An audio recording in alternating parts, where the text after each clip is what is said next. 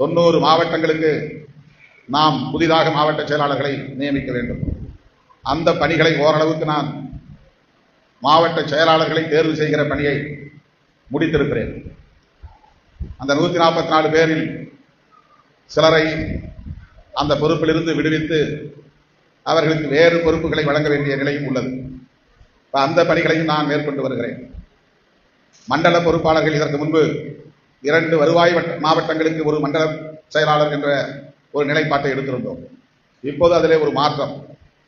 எல்லாவற்றையும் தேர்தல் அதிகார எல்லையை அடிப்படையாக கொண்டே நாம் வரையறை செய்ய வேண்டும் என்ற அடிப்படையில் சட்டமன்ற தொகுதி வாரியாக மாவட்ட செயலாளர்களை போடுவது எப்படி முக்கியமோ அதை போல நாடாளுமன்ற தொகுதி வாரியாக ஒரு நாடாளுமன்றம் ஒரு மண்டலம் என்கிற அடிப்படையிலே 39 மண்டல செயலாளர்களை நாம் நியமனம் செய்ய இருக்கிறோம்.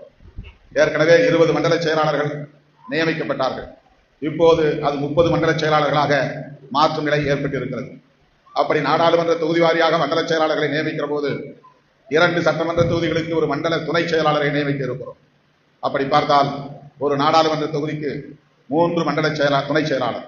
இப்போ 39 × 3, அந்த 39 நாடாளுமன்ற தொகுதிகளுக்கும் 3 மண்டல துணை செயலாளர்களை நாம் நியமிக்க இருக்கிறோம். இதில் சில பேர் ஒரே தொகுதிக்கு 2 பேர் வருவார்கள். அதில் யாரையாவது ஒருவரை வெளியேற்ற வேண்டும். மண்டல செயலாளர்கள் ஒரே மாவட்டத்தில் 2 பேர் வரும் நிலை ஏற்படும். அதில் யாரையாவது வெளியேற்ற வேண்டும். ஆகவே மண்டல செயலாளர்களுக்கு சில பேர் அந்த பொறுப்பிலிருந்து விடுவிக்கப்பட வேண்டிய நிலை உள்ளது. புதிதாக சிலருக்கு மண்டல துணை செயலாளர், புதிதாக சிலருக்கு மண்டல செயலாளர் பொறுப்புகளை நியமனம் செய்ய வேண்டும். ஆக இந்த பணிகளை முதலில் செய்து கொண்டிருக்கிறேன்.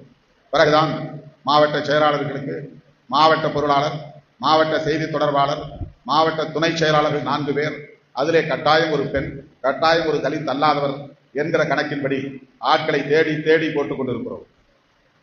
அதையெல்லாம் தேர்வு செய்வதே ஒரு நாளைக்கு 18 மணி நேரம் கண்கட்டியோடு கண்ணில் வலி கட்டி ஆன்டிபயாட்டிக் என்கிற மருந்தை எடுத்துக்கொண்டு கண்ணிலே ஆயில்மெண்ட் போட்டுக்கொண்டு ஐ டிராப்ஸ் போட்டுக்கொண்டு 15 மணி நேரம் 18 மணி நேரம் ஸ்கிரீனை பார்த்து பார்த்து 10 நாட்களுக்கு மேலாக வேலை செய்து கொண்டிருக்கிறேன். உட்கார்ந்தால் முதுகெலும்பாக இல்லை, கழுத்திலிருந்து இடுப்பு வரையில் ஒரு இரும்பு கம்பியை செருகி வைத்தது போல் இருக்கிறது. அவ்வளவு வலி. ஒரே இடத்தில் ஒரே நாற்காலியில் உட்கார்ந்தே அந்த வேலையை பார்ப்பது. சாப்பிடுகிற நேரமும் பாத்ரூம் போகிற நேரமும் தவிர மற்ற நேரமெல்லாம் ஒரே இடத்திலே உட்கார்ந்து மூட்டு வலியும் வந்துவிட்டது, கால் வீக்கமும் அதிகரித்து விட்டது. இது ஏதோ சாதாரண ஒரு வேலை என்பதை போல் தோழர்கள் நினைக்கிறார்கள். 22,000 பேர் மனு செய்திருக்கிறார்கள் தமிழ்நாடு முழுவதும்.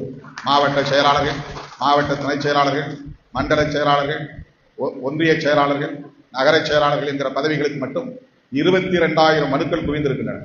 அதன் பிறகு கையிலே கொண்டு வந்த மனுக்கள் இன்னும் டிஜிட்டைஸ் கம்ப்யூட்டர்ல ஏறல, அது தனி, அது சில 100 மனுக்கள். இவற்றையெல்லாம் நான் தேடி தேடி பார்க்க வேண்டும்.